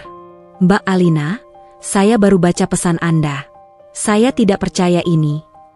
Suara David di seberang terdengar marah dan berapi-api. "Ini sudah keterlaluan. Ini bukan lagi soal ulasan makanan, ini pembunuhan karakter. Mereka pikir mereka bisa membungkam suara orang kecil seenaknya." Kemarahannya memberiku kekuatan. "Saya tidak tahu harus bagaimana lagi, Mas David. Saya hanya ingin menunjukkan bahwa semua tuduhan itu bohong. Kita akan tunjukkan pada mereka, Mbak. Bukan hanya menunjukkan, kita akan teriakkan kebenaran itu," kata David dengan nada penuh keyakinan. "Mereka menyerang dengan tulisan anonim. Kita lawan dengan siaran langsung yang transparan. Besok saya datang ke warung. Kita akan buat siaran live dari dapur Mbak Alina. Kita tunjukkan pada seluruh Indonesia betapa bersihnya dapur Anda, betapa segarnya bahan-bahan Anda, dan betapa jujurnya usaha Anda. Berani, Mbak?" "Berani?" Aku takut setengah mati. Tapi ketakutanku akan kehilangan segalanya jauh lebih besar. Ini adalah satu-satunya kesempatanku. "Saya berani, Mas," jawabku, suaraku mantap. Keesokan paginya, energi di warungku berubah total. Tidak ada lagi keputusasaan. Yang ada adalah semangat perjuangan. Aku, Buati, dan Dewi membersihkan setiap sudut dapur hingga berkilau seperti cermin. Kami menata semua bahan makanan segar, sayuran, daging, ikan, di atas meja, siap untuk dipertontonkan. Semua surat izin usaha yang kumiliki, kupajang dengan rapi di dinding. Tepat pukul 10 pagi, David tiba hanya dengan sebuah kamera kecil dan tripod. Ia tidak datang sebagai vlogger, ia datang sebagai seorang kawan seperjuangan. "Siap, Mbak?" tanyanya, memasang mikrofon kecil di kerah bajuku.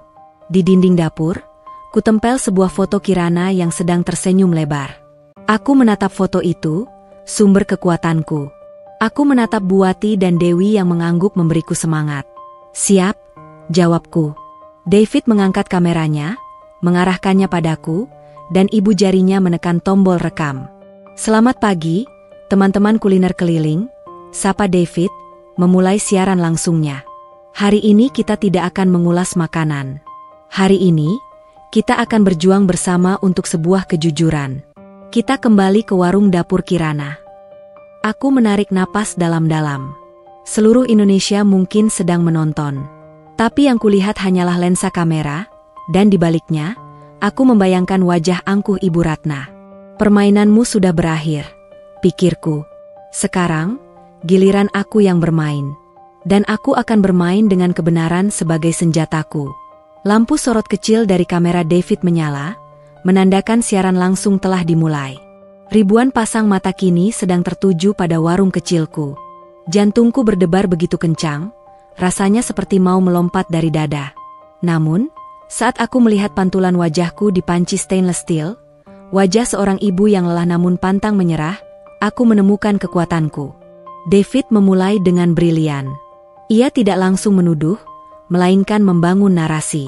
"Teman-teman, kalian ingat warung dapur Kirana? Tempat kita menemukan cinta dalam sepiring ayam bakar?" sapanya. "Belakangan ini, warung ini dihantam badai. Ada artikel-artikel fitnah, dan ada tekanan dari pihak-pihak tertentu yang ingin melihat tempat ini tutup. Hari ini, Mbak Alina setuju untuk membuka dapurnya secara langsung kepada kita semua, tanpa ada yang ditutupi, untuk menjawab semua tuduhan itu dengan kebenaran." Angka penonton di pojok layar meroket. Puluhan ribu orang menonton dalam beberapa menit.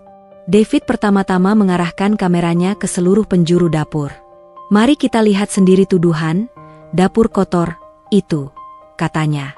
Ia menyorot lantai yang baru saja kami sikat hingga mengilat, meja stainless steel yang bebas noda, dan rak piring yang tertata rapi.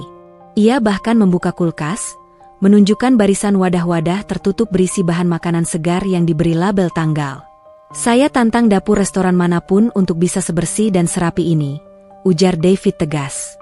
Ia lalu mewawancarai Buati, yang dengan lugas menjelaskan proses pemilihan bahan makanan setiap subuh di pasar dan bagaimana kami tidak pernah menggunakan pengawet.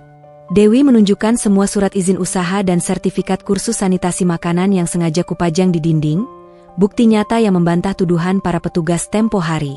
Kemudian, David menghampiri Pak Surya dan beberapa pelanggan setia yang sengaja datang untuk memberi dukungan. "Pak, Bapak setiap hari makan di sini. Bagaimana tanggapan Bapak soal isu keracunan makanan?" Pak Surya tertawa terbahak-bahak. "Keracunan? Saya ini sudah 70 tahun, Nak. Kalau makanan di sini beracun, saya sudah jadi orang pertama yang tumbang. Yang ada saya malah makin sehat dan bugar," jawabnya, disambut tawa penonton siaran. Komentar-komentar dukungan membanjiri kolom live chat. Cafe Dapur Kirana mulai menjadi trending topik. Akhirnya, kamera itu berbalik ke arahku. Inilah saatnya. Aku menarik napas dalam-dalam, menatap lurus ke lensa, seolah menatap langsung ke mata Ibu Ratna di menara gadingnya. "Selamat pagi, semuanya. Nama saya Alina," ujarku, suaraku sedikit bergetar pada awalnya, namun semakin mantap. "Saya seorang ibu tunggal. 4 tahun yang lalu, saya memulai usaha ini dari sebuah kamar kontrakan sempit dengan modal nekat. Tujuan saya hanya satu, agar putri saya, Kirana, tidak pernah kelaparan dan bisa sekolah." Aku berhenti sejenak, menelan ludah. Warung ini, Dapur Kirana, Dibangun di atas cinta saya untuk putri saya dan kepercayaan dari setiap pelanggan yang datang ke sini. Saya tidak pernah mencampurkan kebohongan ke dalam masakan saya. Setiap bumbu yang saya ulek, setiap nasi yang saya sajikan, saya buat dengan hati yang tulus. Saya tahu, ada pihak-pihak yang jauh lebih besar dan lebih berkuasa yang tidak suka dengan keberadaan saya. Mereka mencoba merusak nama baik saya, mencoba menutup sumber kehidupan saya. Saya tidak punya uang untuk menyewa pengacara mahal. Saya tidak punya koneksi pejabat untuk melawan mereka. Saya hanya punya ini. Aku menunjuk ke sekeliling dapurku yang sederhana. Kejujuran. Dan saya percaya, kejujuran adalah kebenaran yang tidak akan pernah bisa dikalahkan. Air mataku akhirnya jatuh. Tapi ini bukan air mata kelemahan. Ini adalah air mata kekuatan. Saya hanya ingin terus memasak untuk menghidupi putri saya. Hanya itu saja. Terima kasih. Siaran itu berakhir. Namun dampaknya baru saja dimulai. Ledakan di dunia maya itu jauh lebih dahsyat dari yang pertama. Video siaran langsung itu ditonton jutaan kali dalam sehari. Kisahku, seorang ibu tunggal yang ditindas, menjadi berita nasional. Berbagai media besar mengangkat ceritaku. Simpati publik mengalir deras.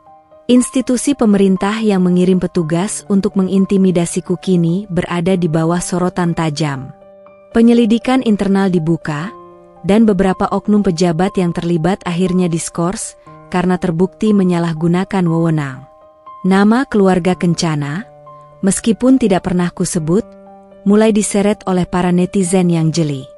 Gosip tentang menantu yang diusir karena melahirkan anak perempuan menyebar di forum-forum gosip. Reputasi dinasti Kencana yang angkuh itu tercoreng lumpur untuk pertama kalinya. Beberapa hari kemudian, seorang pengacara berpenampilan necis datang ke warungku. Ia mengaku mewakili sebuah pihak ketiga yang ingin menyelesaikan kesalahpahaman dan menawarkan sejumlah uang yang fantastis agar aku diam. Aku menatap cek di tangannya, lalu tersenyum. Sampaikan pada klien Anda, kataku sambil mendorong kembali cek itu. Kehormatan saya tidak untuk dijual. 1,5 tahun kemudian, sebuah restoran modern namun tetap bernuansa hangat berdiri megah di sebuah ruko 2 lantai. Papan nama besar bertuliskan, Dapur Kirana, Cita Rasa Nusantara. Ini adalah cabang pertamaku, buah dari kerja kerasku dan dukungan publik yang tak pernah surut. Warung kecil di gang sempit itu tetap kupertahankan, kini dikelola sepenuhnya oleh Buati sebagai wujud terima kasihku. Malam itu adalah acara pembukaan resmi. Aku, mengenakan gaun batik sederhana namun elegan, berdiri menyambut para tamu, pejabat lokal, rekan-rekan pengusaha UKM, dan tentu saja, David serta para pelanggan setiaku. Di sisiku, berdiri seorang gadis kecil berusia 5,5 tahun yang cantik dan cerdas luar biasa. Mengenakan gaun yang serasi denganku, Kirana menyapa para tamu dengan sopan dan percaya diri. Dialah inspirasi dan pemilik sejati dari semua ini. Di tengah kemeriahan acara, sebuah mobil sedan hitam yang familiar berhenti di seberang jalan. Dari dalamnya, turun 2 sosok yang tampak ragu, Bima dan Ibu Ratna. Mereka terlihat lebih tua dan kuyu. Skandal itu telah memberi pukulan telak pada bisnis dan citra mereka. Mereka berdiri di trotoar, menatap dari kejauhan pada restoran yang gemerlap dan pada wanita yang pernah mereka buang. Mereka melihatku, yang kini berdiri di atas panggung, memberikan kata sambutan, dipuja dan dihormati. Lalu, tatapan mereka terkunci pada Kirana. Mereka melihat cucu perempuan yang dulu mereka hina, kini tumbuh menjadi gadis kecil yang begitu mempesona. Cantik, pintar, dan memancarkan aura kebahagiaan. Inilah syok terbesar bagi mereka. Bukan kesuksesanku, tapi penampakan dari apa yang telah mereka sia-siakan. Kirana, yang menyadari ada yang memperhatikannya, menoleh ke arah mereka. Ia tidak mengenali mereka. Dengan polosnya, ia bertanya padaku, Ibu, kenapa kakek dan nenek itu melihat kita terus? Apa mereka mau masuk? Nanti Kirana tanyakan apa sudah reservasi. Pertanyaan polos itu adalah akhir dari segalanya. Bagi mereka, Kirana kini hanyalah orang asing. Aku berjongkok, memeluk putriku erat. Kutatap dua sosok di seberang jalan itu untuk terakhir kalinya. Tidak ada lagi amarah di hatiku, yang tersisa hanyalah rasa kasihan. Mereka terpenjara dalam istana mereka yang penuh gengsi, sementara aku telah menemukan istanaku yang sesungguhnya di sini. Aku berbalik, menggandeng tangan Kirana, dan melangkah kembali ke dalam cahaya pestaku, meninggalkan bayang-bayang masa lalu di belakang, selamanya. Tamat.